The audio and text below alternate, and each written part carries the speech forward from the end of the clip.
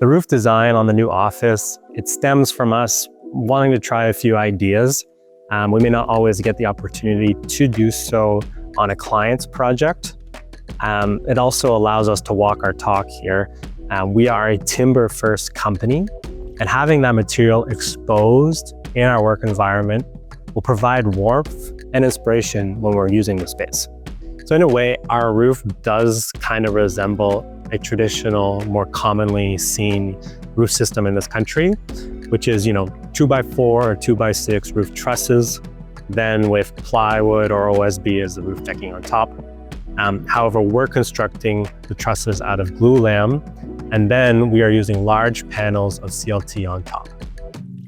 And then instead of the more conventional method of then going to apply sheetrock or tongue roof or whatever finish you choose on the underside, our approach is a finished product, which then requires no additional finishing from below after the fact. So in that same spirit, we aim to perform as much of the work in the prefab setting. I mean, it's kind of funny because this is literally going to be assembled about 50 feet from where I'm standing.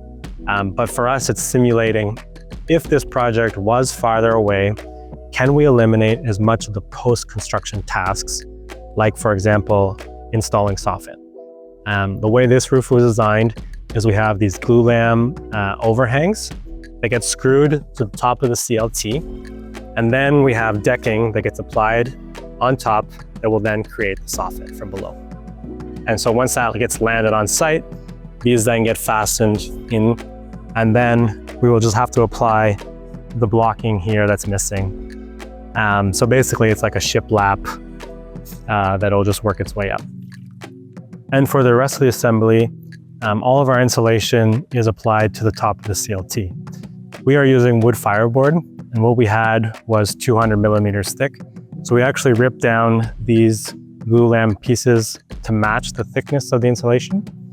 And then because our decking on the soffit is 1.5 inches thick, we will then apply a secondary layer that's 1.5 inches as well to meet at a flush plane of the soffit, which gives us a little more insulation and also cuts the thermal bridge of all of the wood members that are on top of the CLT.